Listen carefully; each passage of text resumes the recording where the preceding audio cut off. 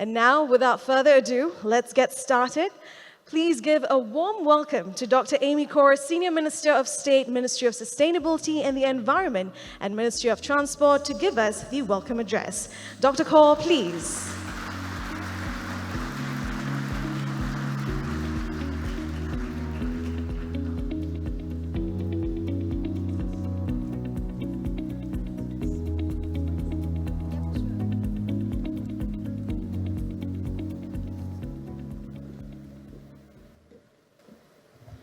Your Excellencies, distinguished guests, ladies and gentlemen, first of all, a very good morning to one and all, and to the many friends of Maritime Singapore who are joining us from all around the world, a very warm welcome. At the Singapore Maritime Week opening ceremony yesterday, Minister Chee spoke about how the twin efforts of digitalization and decarbonization cannot be tackled by any company or country alone. Maritime Singapore aims to be a hub for innovation, reliability, and resilience, as well as talent development to support the maritime industry's efforts in these two areas. As the pace of transformation picks up, digitalization and decarbonization are also becoming increasingly interconnected. This is why, for the first time at Singapore Maritime Week, discussions about digitalization and innovation are being combined with decarbonization in a single conference so that we can explore the synergies between these two topics. Let me begin by outlining the progress that has been made on these two fronts before I share about 3 ways in which Maritime Singapore will help to accelerate transformation. As a leading transshipment hub, port, and international maritime center, Singapore has been a fertile ground for government and industry to co-create digital solutions that transform the way we work. Since its launch in October 2023, MPA's Just-in-Time Planning and Coordination Platform, or JIT platform, has been used by more than 1,000 vessels calling at PSA terminals and Jurong Port. Users shared that the real-time visibility of berthing schedules provided by the JIT platform has enabled them to optimize vessel arrival times and better coordinate service deliveries to the vessel, thereby reducing wait times in port. These encouraging early results gave us confidence that the JIT platform will help vessels to ensure schedule reliability, save costs, and reduce emissions through decreased idling time. MPA will continue to work with industry stakeholders to further refine and expand JIT and also cover other vessel segments such as tankers. At the same time, we are encouraging the development and scaling of ground-up innovation from the industry. MPA and its partners have been actively nurturing marine tech startups through Pier 71 since 2018. Many of these startups have successfully developed practical solutions tailored to use cases in the maritime industry, leveraging technologies such as data analytics, Internet of Things, and clean tech. The next step is to help match the maritime industry technology companies and venture capitalists with startups and marine tech solutions based in Singapore. Motion Ventures and Pier 71, supported by MPA, will be launching the Maritime Singapore Startup Ecosystem Map later today. By showcasing more than 100 active marine tech startups and their focus areas, this initiative will facilitate opportunities for collaboration and growth in our marine tech ecosystem. As for maritime decarbonization, it is no longer an option, but an imperative. while achieving the International Maritime Organization's target of reaching net zero emissions by or around 2050 will not be easy. This journey is a necessary one. The momentum of maritime decarbonization has been picking up across the industry. According to Clarkson's research, of the total order book at end 2023, around 50% of tonnage was capable of using alternative fuels or propulsion, up from 34% at the start of 2022. In particular, new build orders for methanol dual-fueled vessels increased from 43 in 2022 to 137 in 2023. And there were also 4 orders for vessels which can run on ammonia last year. Beyond the order books, many ports, including Singapore, have begun developing ecosystems to support the bunkering of alternative marine fuels. These efforts are aligned with the growing momentum at the IMO, where comprehensive proposals for facilitating the adoption of alternative marine fuels and for reducing emissions are being discussed in various committees. However, the waters ahead remain uncharted. Many uncertainties relating to technological capabilities, supply chains, and safety remain. Singapore is playing our part to facilitate the green transition, both for international shipping and in our domestic maritime sector. For instance, just a few weeks ago, here in the Port of Singapore, Fortescue Green Pioneer successfully conducted the world's first use of ammonia in combination with diesel as a marine fuel. The successful and safe conduct of the fuel that supports global efforts to assess the use of ammonia as a marine fuel, as well as the development of relevant standards, safety procedures, and training. Domestically, harbourcraft decarbonization efforts are well underway. For electric passenger launches and cargo lighters, MPA is working with industry players, research institutes, as well as institutes of higher learning to optimize vessel designs shortlisted from a recent expression of interest and explore demand aggregation to enable adoption of electrification at scale.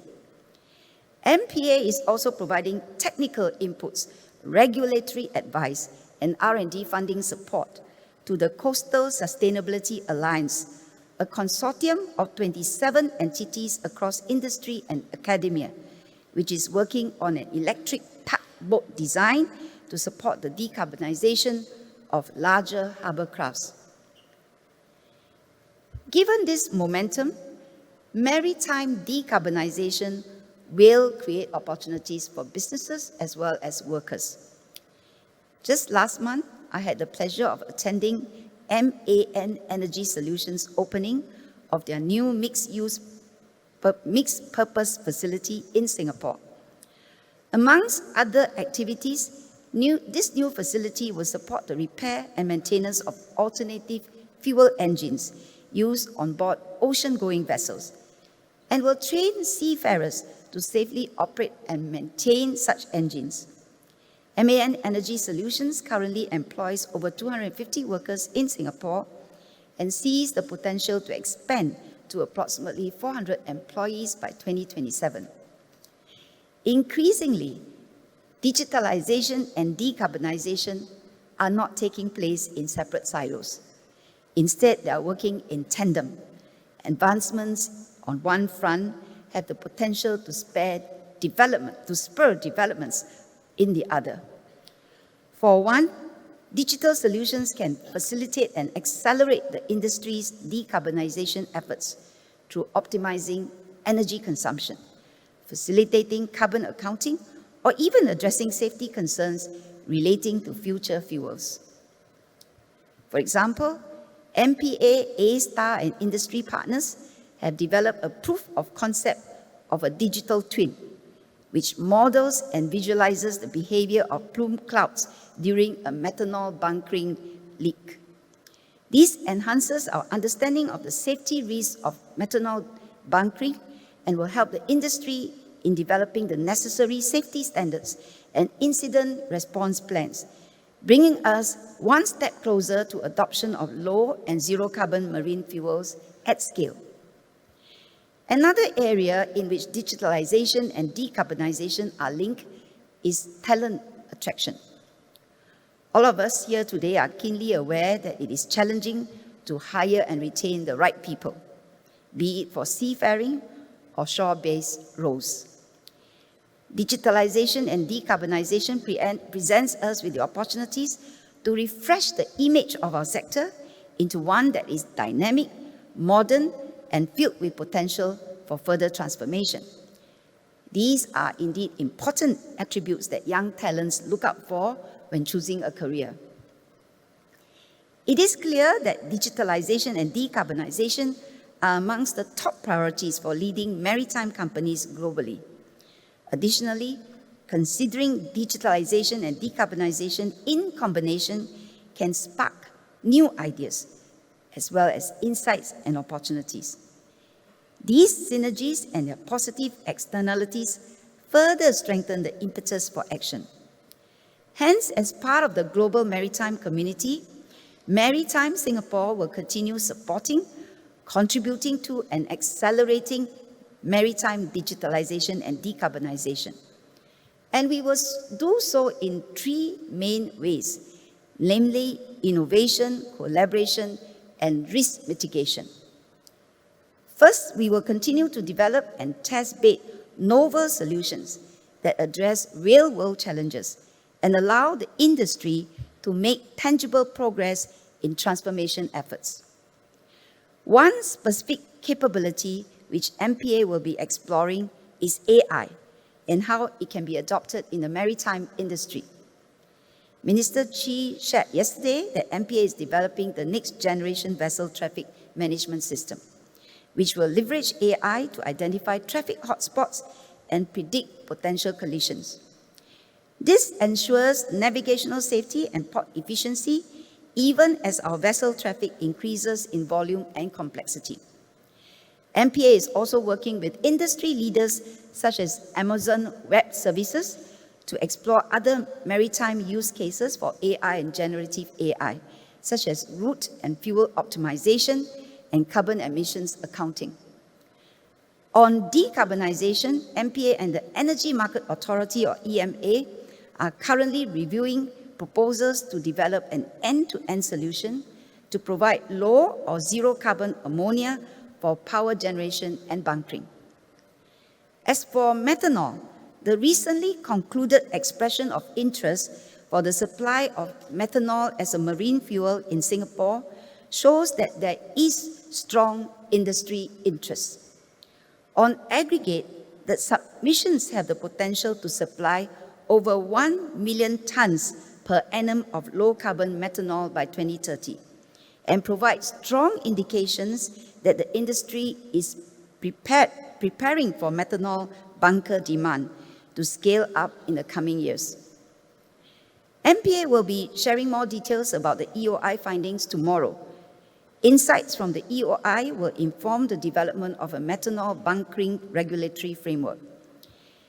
MPA and Enterprise Singapore, through the Singapore Standards Council, are also developing national standards on methanol bunkering, expected to be published in 2025. These frameworks and standards will help to ensure the safe and reliable supply of methanol as a marine fuel in Singapore. Second, we will continue to facilitate collaborations between like-minded public and private sector partners to accelerate the development and adoption of solutions. I'm heartened that 5 collaborations will be formalized over the course of this week, with many of them related to digitalization and decarbonization efforts. Amongst other agreements, MPA will be signing a memorandum of understanding with S&P Global Market Intelligence and Bunker Chain to trial and pilot the use of digital ship identity in port clearance and bunkering transactions. If successfully deployed, this can help to make digital transactions in our sector more secure, trusted and efficient, and be an enabler for further digitalization of maritime operations. Third, we will address the concomitant risks that may arise amidst these transformations and transitions. On the decarbonization front, this takes the form of actively contributing to developing the necessary regulatory frameworks and standards to ensure a safe and reliable transition to a net zero future. Following the Fortescue Green Pioneers ammonia fuel trials here in Singapore, we have brought our key learnings to the recent Marine Environment and Protection Committee meeting at the International Maritime Organization to support ongoing technical and safety discussions relating to the use of ammonia as an alternative marine fuel. Domestically, the first electric hovercraft charging point pilot trial was launched at Marina South Pier just last week. Insights from this and other ongoing pilots will contribute to the development and implementation of a national electric hovercraft charging infrastructure master plan, as well as technical standards for such charging infrastructure. When it comes to digitalization, supporting efforts to improve the industry's cyber security capabilities is a priority for us. As ship and shore-based digital systems become more widely adopted and interconnected, the impact of successful cyber attacks will become more disruptive or even dangerous if we consider the characteristics of alternative marine fuels such as ammonia. To improve the sector's cyber security capabilities, the Maritime Cyber Security Roundtable was set up in 2022, spearheaded by the Singapore Shipping Association and supported by MPA and the industry. I'm happy to hear that this collaboration has borne fruit. First, MPA, Singapore Shipping Association, Singapore Institute of Technology and the Singapore University of Technology and Design have agreed to collaborate to develop training curricula and standards relating to maritime cybersecurity, to upskill the maritime workforce in this area of growing importance. Second, at the inaugural Expo at SMW taking place later today to Thursday, SSA will be launching the Maritime SG Shipping CyberSafe Scorecard. This free-to-access self-assessment scorecard will allow shipping companies, including small and medium enterprises, to conveniently access the cybersecurity maturity level of their fleet operations and identify mitigating measures that should be taken to address the key areas of vulnerability. More than 30 shipping companies have already completed their self-assessments as part of a pilot, and I encourage more companies to do the same. The opportunity to transform an industry does not come by very often. Hence, these are truly exciting times which we should make the most of together. I hope that the Singapore Maritime Week will provide an opportunity for all of us to exchange ideas, forge partnerships, and make the most of the strong momentum of transformation which we have been seeing, so that we can deliver tangible outcomes that will make the maritime industry smarter, greener, and better. I think this is in line with what Minister Chi shared yesterday, the productivity jingle, if you remember. Good, better, best. Let us never rest.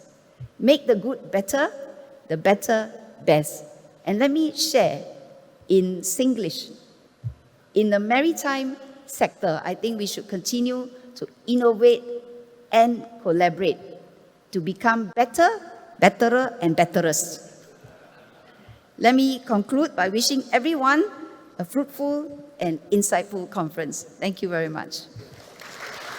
Thank you, SMS. May we invite you to remain on stage for the next segment, the MOU signing ceremony.